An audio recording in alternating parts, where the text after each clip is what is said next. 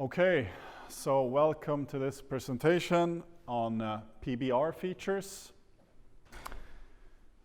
You may not know what PBR is, but we'll get to that. But before we get to that, I'd just like to introduce myself. So my name is Andreas. I've been working with Configura for a little bit over 14 years. I worked a couple of months at the headquarters in Linköping when I started. Then I was one of the first three who moved to Grand Rapids and opened that office there, and I lived there for 3 years. After that, I was the only Swede who actually moved back. So I moved back, but I moved to our Gothenburg office then, and I've been working there ever since, which is 2009. So yeah, that's me. So PBR, first the agenda for today. So first, I'm going to talk about what PBR is, or it stands for, in a more generic term, so generic way, not like involving CET or Configura in that in any way. So PBR is not something that we came up with, it's an actual industry term in the graphics community. And after that, I'm going to talk about PBR in CET Designer. So what do we have that is PBR in CET Designer 10.0, like today then? How do you use it today in the best possible way? So what do we have in store for our next release, which is in just a month, I think, for 10.5. So what rendering and PBR features do we have in store? So when I talk about PBR here, I kind of also include rendering per se, because that's the direction we're going, that's the future, that's where everyone is moving. So PBR is kind of the future as far as rendering goes. And then after that, where are we heading in future versions with PBR and renderings? So what is PBR? I know that some of you Americans told me that it's a popular beer, like a cheap beer. I do not remember the name now, but Pop's Blue Ribbon, yeah. Disgusting, okay. Okay, well, here we're not talking about beer, we're talking about physical-based rendering. So what that is, it's a new approach on to render something in a completely new way that is more closely matching the real world with both materials and lighting. So yeah, basically we're really trying to capture all the essence of a material or surface or finish that we can actually render that in all different lighting scenarios, directions of light, so that it actually looks like its real physical counterpart. So the goal is obviously more realistic renderings, and also another sub-goal is to make it easier to achieve that. I kind of get to why it's easier, but basically, if you use stuff with the same properties that they have in the real world, you don't really have to mess around so much with light outputs and so on and so forth, because if you know you have this light bulb and it outputs this much, well, that's what you get also in the computer. At least that's the idea. So yeah, that's PBR. So yeah, I'll start with two renderings. These are actual renderings. The left one is from well, probably the best fully or completely computer-done movie I've seen. It's the remake of The Lion King that came out this summer. So that is done entirely in a computer. The entire movie is all shot in a computer or rendered in a computer and modeled. And it's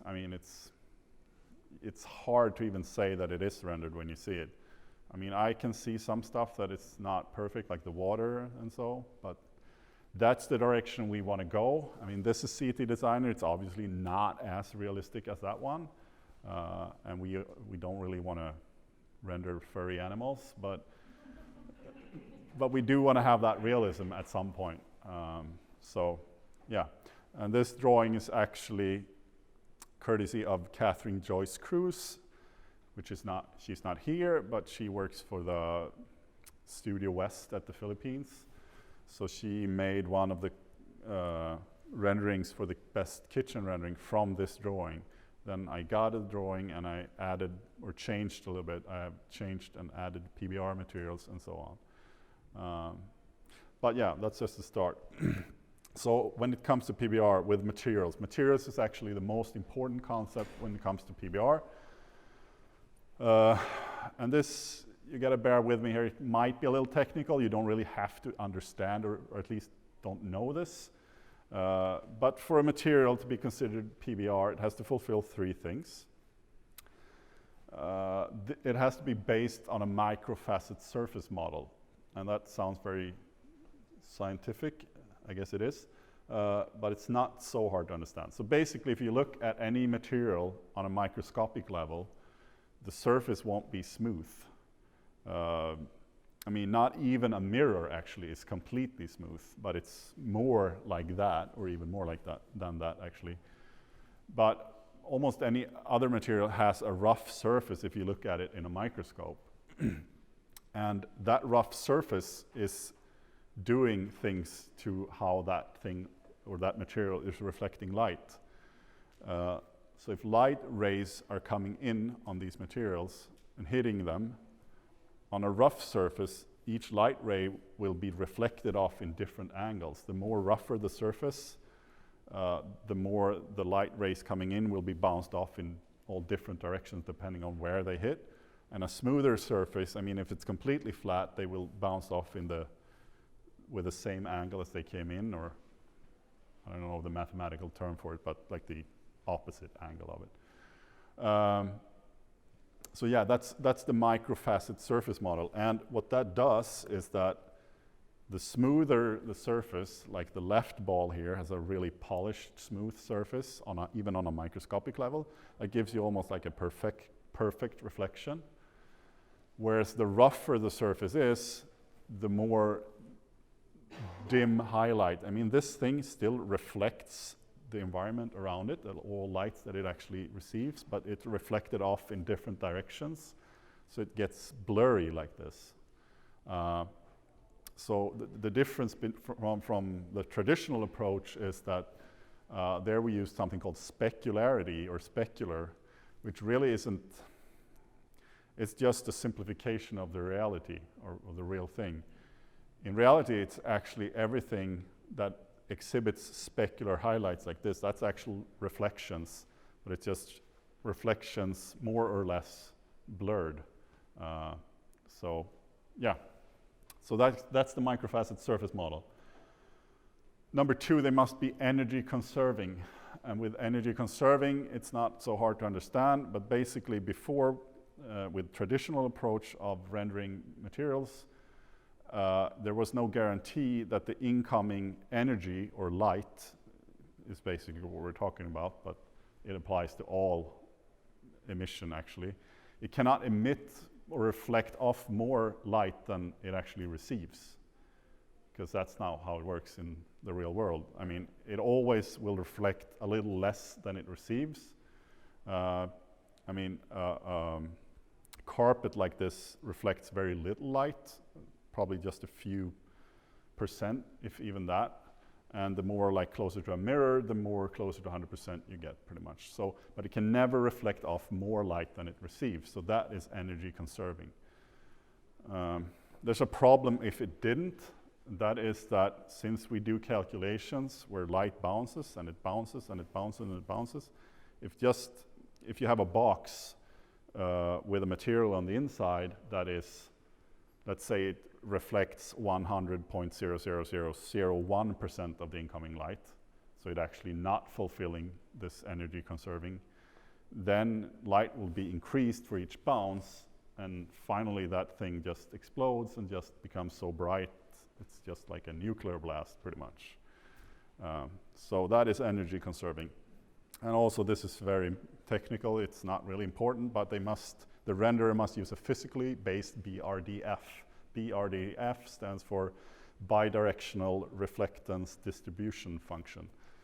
Not really important, but pretty much before this, we didn't took all the physical or optical, the thing we knew about light from a physical standpoint. We didn't have that in the mathematical model that was underlying these calculations.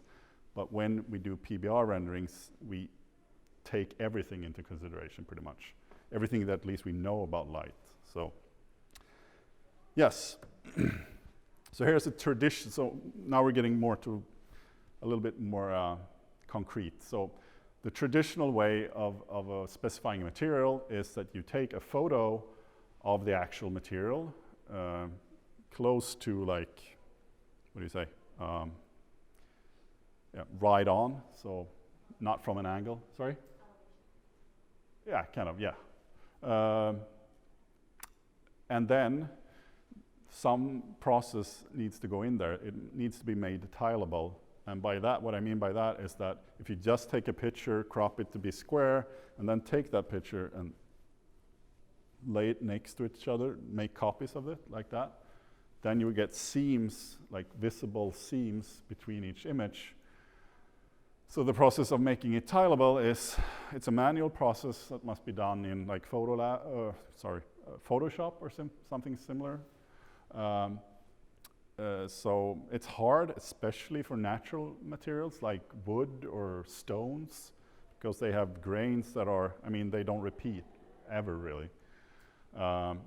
So you really want to, because when you do render something, you don't have the texture for an entire floor like this. You have a smaller portion of it, and then it gets tiled like that, and you don't really want to see those seams. So that's how you did it traditionally, and on top of that image, you added a bunch of properties, reflection and reflection sharpness mostly, and also the specular I was talking about before. This is also a little bit simplified. I mean, we still have, I haven't talked about transparency or translucency that still exist in the traditional sense, but for a material like this is pretty much what you needed. So the difference then, compared to a PBR material, they're specified more like this. So you begin with an actual photo of the material. That's called diffuse or albedo. Then you have a normal map that still exists in the traditional sense too, but what a normal map is that it's describing not the microscopic height changes, or more like the macroscopic changes in texture, or so like for like a brick wall, it would be lower where the grout is, and then the unevenness of the actual brick would be shown in that one. And that is used so that, because a photo can only capture the material with a light from a certain direction. If you also add a normal map, you can shade it differently depending on which direction the light is coming from, because you know that. On top of that, you add the roughness, or also could be called anisotropy. And that is the microscopic thing I was talking about before. So how is the material reflecting light in different areas of the image, or the parts of this? They all must be tileable, and they all must match. So here, for instance, you see that light is more, or reflections are more blurred here than they are here. So that all depends on the grain of the wood and the treatment of the wood and so on and so forth. This is, I guess, a little bit easier to understand. It's just the reflection. How reflective is it in all these different parts? So between each board, you see it's black, so there's really no reflectance there at all. And then the different boards are different reflectivity over it. Then there's also displacement. This material does almost not have any displacement. Displacement I get back to later. CET does not support displacement yet, but it does support the other four though, in some sense.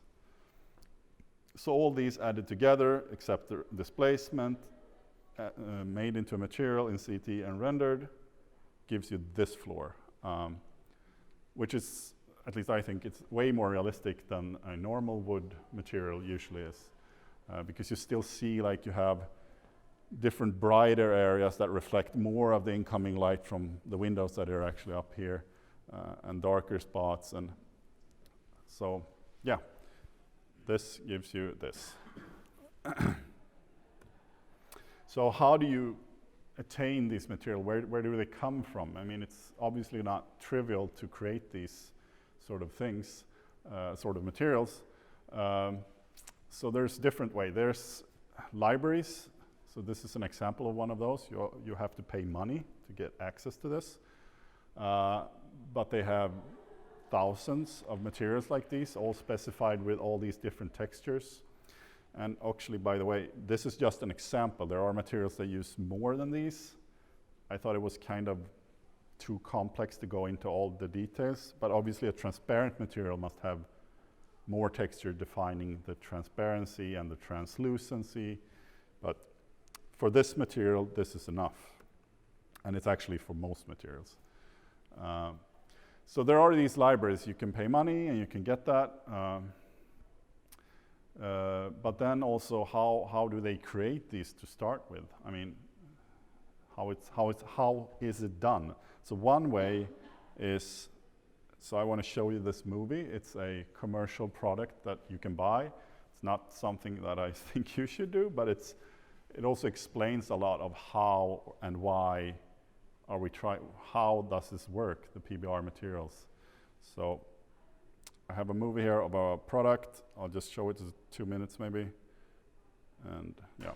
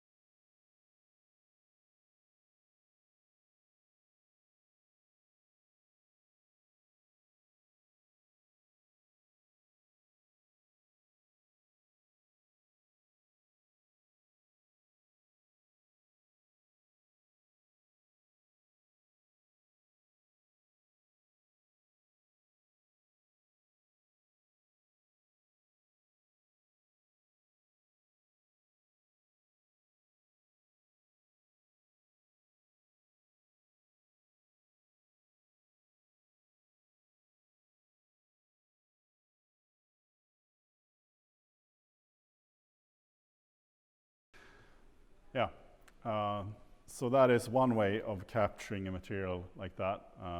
This is not a cheap equipment to buy, so basically, I think that movie made you understand more what I'm talking about with actually capturing all the different physical properties of a material so that you can represent that in as true as possible within a rendering. So, yes. Now we're coming into lights. PBR is actually mostly about material, but lighting is also important. So light in a PBR world, instead of just having a slider with some undefined dimension on light output, you actually base them on real physical properties. So you use lumens for luminous flux. You use candela for luminous intensity. The difference between those two is, I mean, this luminous flux is how much overall light put is coming off of a light source. luminous intensity is actually not a single number. It's describing each like angle around the entire light source and how much light is coming off of that. So, and that can be different, obviously, for different fixtures.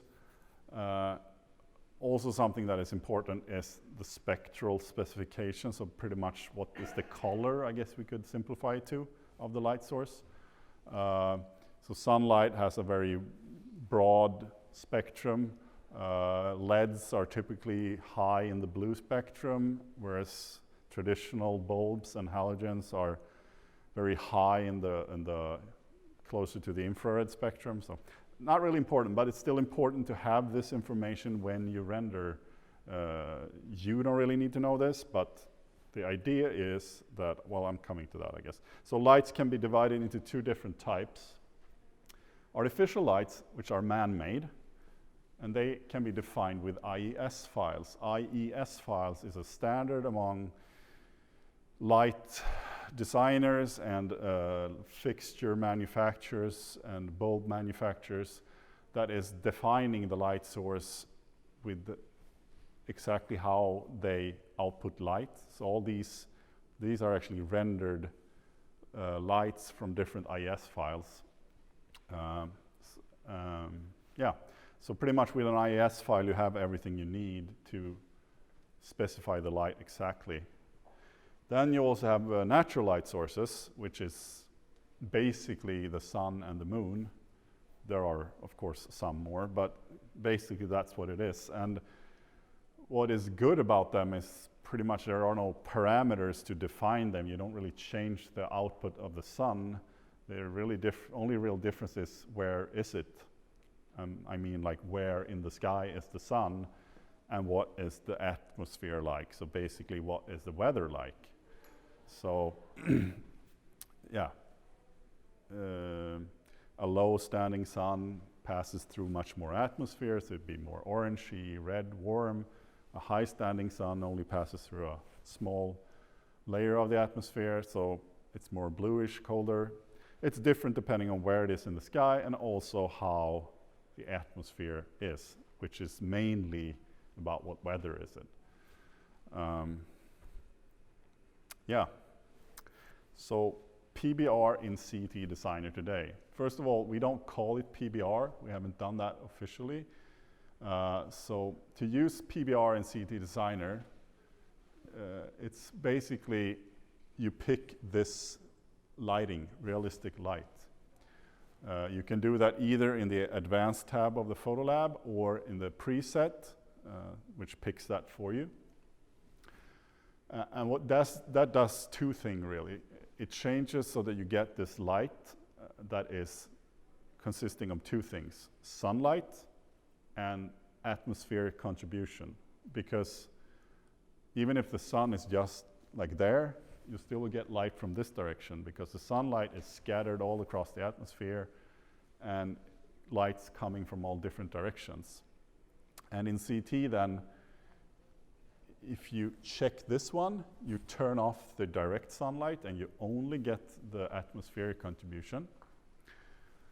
Apart from doing that for lighting, all materials in the scene that you render will, it's kind of technical, but they will pass through a different backend before they reach our renderer, so they will be translated into a PBR material. So they will fulfill all the properties that I talked about before with PBR. However, we don't really have any materials in CET Designer today that have all these different textures to them. It's something we really want to in the future, but currently we don't really have that. But if we did, they would be translated into that. And we are adding more, as you'll see in a moment here, with the upcoming release, more things. But even if you do not have that, they will still look, well, better, really. They will fulfill that energy conservation rule and all other features. Yeah, so that's pretty much what PBR in CET Designer is today. That's how you do it, and there really is nothing else. Yeah, and you probably noticed if you ever tried it that you get this blue background, and it's not perfect. So basically, I said that the sunlight and the atmosphere, how that looks is controlled by the weather, and from our perspective, we have a lot of parameters to feed into our graphics engine. I think it's over 50 at least, just for the atmosphere. And I mean, if you had those, you could control the weather, but it is very complicated, and we don't really want to complicate it more because it's already complicated. So currently, when you hit render in CET 10.0, you will get a dry, deserty-like clear blue sky. And that will also not only affect the light, it will also affect what you see in the background. And I guess you could call that a bug. I mean, even if you set a panoramic background now in 10.0 and use this, it'll still get this blue background. And it's auto-generated, so it will actually match where the sun is. If you set the sun coming in through this window, you will see that in the background too. So it's nice that it's auto-generated, but it's bad that you cannot actually choose something else. Yes. One more thing with 10.0 over CET, what PBR is that if you do this realistic light, they will always be rendered using HDR. You cannot turn it off.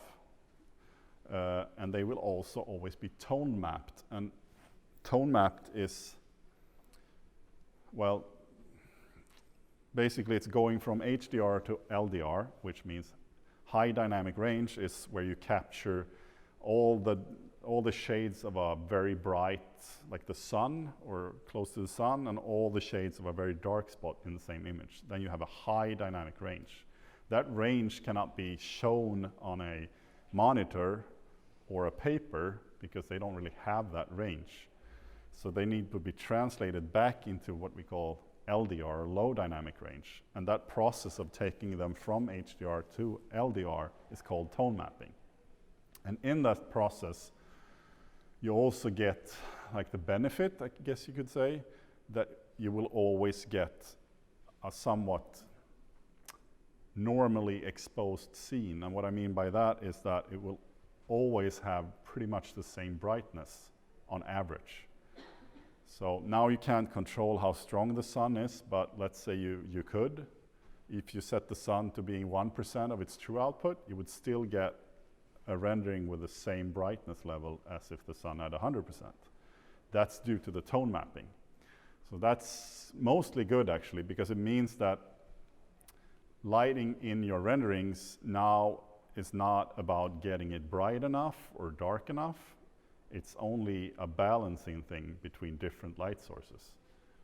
And basically what I mean by that is if you have a really strong light source like the sun, a normal light fixture you can't even see it because it's so bright compared to the sun. So that's the balancing thing I'm talking about. So that is tone mapping, and that they're always done like that. So this rendering I did in CET 10.0 this spring, the only light source in this is the atmosphere. No sunlight. I turned that off, so it's only the atmosphere and nothing in here, and it's in a completely enclosed space too. So it's only light coming in through the windows. And that's due to the tone mapping. You can actually, I mean, it's still fairly dark on the floor, but it's still not that dark, so. So what I think is the best practice to do PBR renderings, or actually renderings in general in CET, depends on, of course, what you want to render though. I mean, if it's a typical, I think you should still stick to that product lighting on a white floor or whatever you like. But if it's an actual realistic scene, an office space, draw it with windows preferably. and a solid ceiling. And then start to render it with only the realistic light as the scene lighting in the image. No added light sources in the image at all, at least not to start with. Because after that, I mean, you can do it with a very low quality, but you get an overall appearance of how you think the lighting is. It's dark over there, maybe add some lighting there, and so on. But that is the easiest way to get going, I think.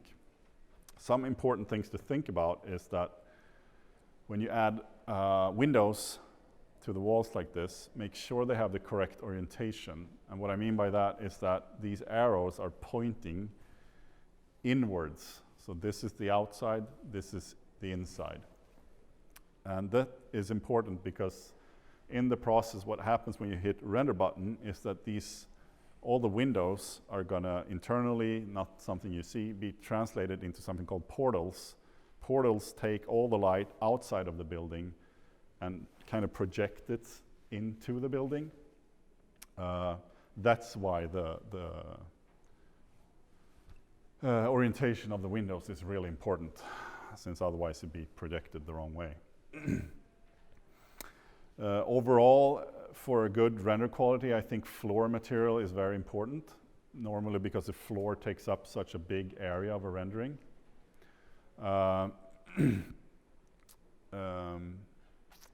Yeah, so make sure that is as nice as you can get.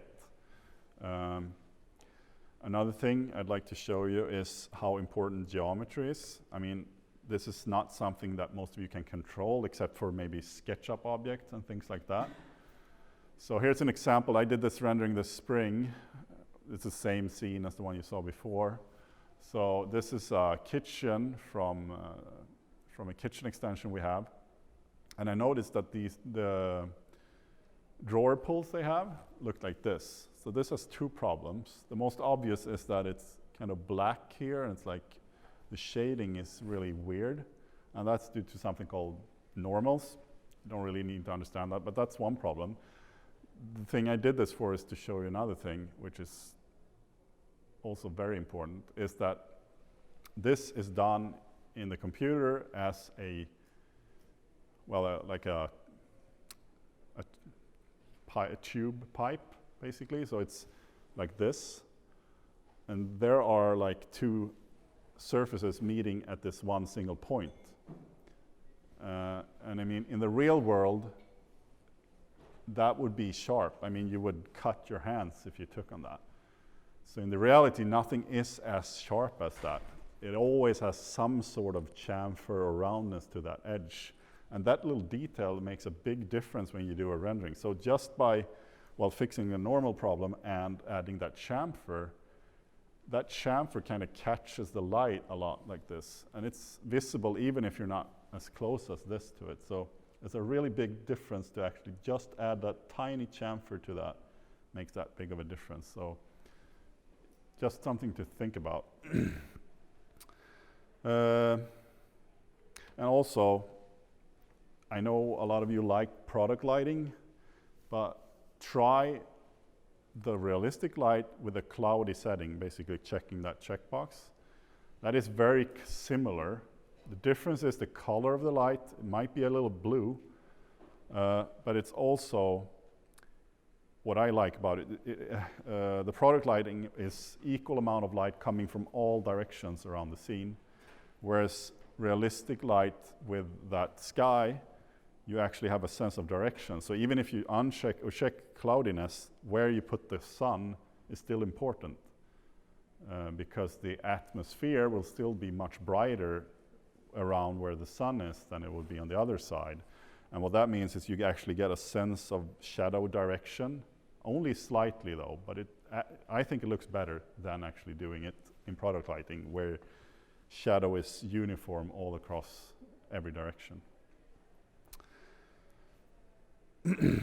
So what are we doing for renderings and PBR for CET Designer 10.5? Well, like I said before, when you did a realistic light rendering, you always got this blue background. But we've changed that now, fixed that, so now you can have any background, any panoramic background, any solid color, or you can actually still use that generated background if you want to. The reason for not having that earlier is that it's pretty tricky, because what we do when you take a random JPEG that you found online and add that as a panorama, we must go through a process from LDR to HDR and then make that so much brighter so that it matches the brightness level of the background light, the sun and the atmosphere. Because when you hit render and then it's done and it's tone mapped back, that panoramic background will get way darker otherwise. But now we scale it depending on how bright your lighting is, basically. So it will always kind of match. I mean, there are, of course, situations where it doesn't match. I mean, if you do lighting with a sun high in the sky and then add a background of a night line or a night skyline at night, that would still look kind of weird because it will become too bright. But as long as you use it with, I guess, use a daylight picture when you want to have a daylight outside, then it's actually working pretty fine. Yeah, it's just another example of that same scene, but now with a custom background outside the windows. And this is just a panoramic background too. So also, to make this even simpler, we've added 6 new, I actually think it might be 7, not totally sure, 6 or 7 new high quality panoramic backgrounds that are shipped with the standard installation of CET from 10.5 then, which is due in a month, I think. Yeah. So that will help you to get good backgrounds. Oh, it's supposed to say Material Lab here. Material Lab now also supports reflection textures. So you remember I talked about all these different textures for the PBR materials. Well, we don't really have support for all that yet, but now at least in Material Lab we've added so you can add a reflection texture. So that makes it so that your wood material can actually, or whatever it is, in this case it's wood, have different reflectance level in all different parts of the texture or the material. And yeah, this is kind of something hidden, but I said that in 10.0, when you select that realistic lighting, also all the materials are passed through this PBR pipeline, becoming physically based material, but only for that one. But now hidden under the quality slider settings, you can actually force this to have all materials translated to PBR for any render modes or any sort of rendering. I mean, if you don't really have these materials to you, since we don't really ship any, you will not notice a great amount of difference. It'll still be different, but not a huge difference. But hopefully, as you'll see in a moment, we will add materials like this further down the road, and then this might not even be an option anymore. It might be for everything. I don't really know yet. But also, this is something I added just because it's way simple, and I had a talk about renderings, I think it was 2 years ago, together with a guy from Steelcase working just with doing renderings for them down in Mexico, Marcos, and he was telling me and telling everyone else that he always rendered the entire scene in all white. So he changed all the materials for everything to matte white, just so he could get a feel of how the lighting would be, because you see shadows much better if everything's white. I mean, I don't know how useful it is, but it was very easy to add. So now basically it's just one press of a button. For him, he would be like exporting the entire scene into SketchUp, changing material, taking it back. So it's really a big thing to do. But now you can actually do that with just the press of a button, except that transparent materials will not become white. And the reason for that is that if you're doing it the way I was telling you, with light coming in through windows, if the windows would turn white, they wouldn't let light in, and yeah, it would be kind of dark. So, yes. So, further down the road, what do we want to do? So this is, these things are no promises. It's just a suggestion of things that we might consider doing. And I guess the higher up on this list, the more likely it is that we'll actually implement it at some point. But something I really want to do is a material pack. So actually ship a couple of high quality materials with all these different textures with a CT that you can use for flooring, walls, things like that. Another thing I was telling you about all these parameters to control the atmosphere, well, that might not be an option to expose all that to all users because it's so complex. But maybe if we just added a couple of presets for different types of weather. What about a snowy winter day or a cloudy fall day and a sunny summer day or something like that? A couple of different presets just to control the lighting, because it actually makes quite a big difference. Artificial light supporting IES. I was telling you about IES, which is a file format for the artificial lights, how they, how these light cones on the wall look like from that light. Adding those, I mean, we have a generic light source you can place, and then you can load an IES profile into that you got from a light manufacturer, and it would look exactly like that when it's turned on.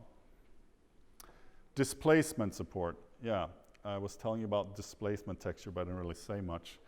So you have the bump that alters a material to be shaded differently depending on how high it is. However, it will not actually change the underlying geometry. But there's displacement too. And displacement, this is actually a perfectly round sphere that you added a material to that had these displacement maps. It will actually change the underlying geometry, so the silhouette of this sphere is actually not round anymore. So that means you can create materials that have really big difference in height and actually capture all those different things without actually having to model that in geometry under the material. So that would be cool to add at some point. Here's a good idea, I think. So instead of just setting the sun on that wheel and clicking where you want it, what if you instead clicked a button, you got a map, you picked on that map, this is where I am, then you say it's the whatever 17th of October and it's this time, and then boom, you get the sun in the exact spot that it would be on that, in that location for that date and time. And if you like this, I mean, you can take this even further. What about movie studio? What about, you said you created this movie path, you're about to render it, but also you said that starting date time here, ending date time there, we'll be creating a time lapse, and the sun would kind of move while you're going through the movies. I'm just dropping ideas here. But the potentials with this are big. So full HDR panoramic background. So the panoramic backgrounds you can add today, like I said, they're low dynamic range. They're just plain JPEGs. So we have to transform them into HDR and scale them and so on. So there's a big information loss there. But there are actually HDR panoramic backgrounds you can find online. What about if we could add them directly? Would be much better. Then there are like caustics. It's kind of a render nerdy thing, but caustics is this. So these like bright spot that happens when a light passes through a, I'm not going to go into the detail, I guess, but I think you've seen this. You can also see it maybe if you've been snorkeling and watched on the ocean floor, there's like all these lines coming, that's caustics too. So it would be nice if we could capture this in a rendering too in the future at some point. Another nice one I really like is volumetric lighting. I would love this.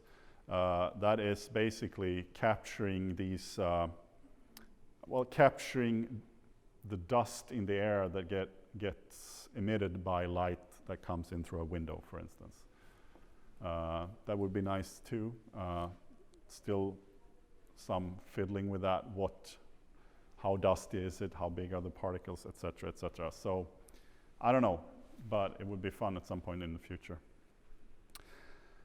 I think actually that is what I had, but are there any questions?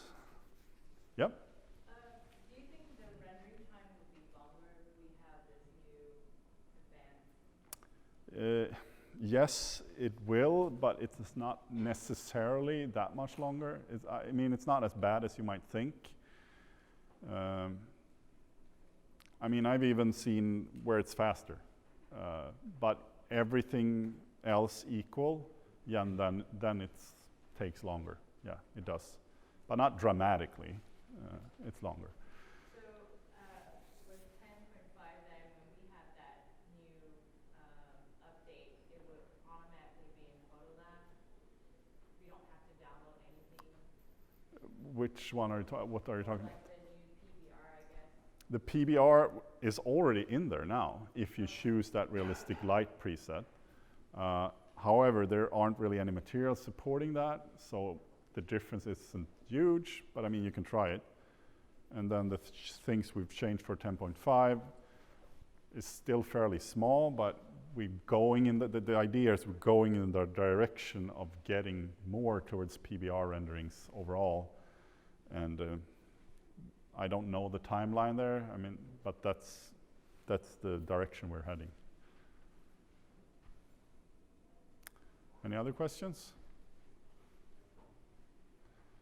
I guess not. Then there are a few things. If you want to know more about PBR, these are really good articles to read. Kind of technical though, but still good. These things I think you might have, you might like them. These are completely free, no registration, nothing. And the top one, HDRI Haven, it has a bunch of panoramic backgrounds you can download. They are in HDR and they are massive in resolution, so you would probably, or you would have to take them into a image editing program and downsample them and save them as JPEG before you can take them to CET currently. But it's very good. It has a lot of panoramic backgrounds in very high quality. Texture Haven is kind of similar. It's materials. I don't think they have as much yet, but I think they're adding things constantly. But I guess currently, as a user, you probably don't have as much use for this. Unless you're skilled in Material Lab, you can use it, actually some of the textures in there and create your own materials and apply them. But good resources, free, and yeah, good to have. Well, thank you.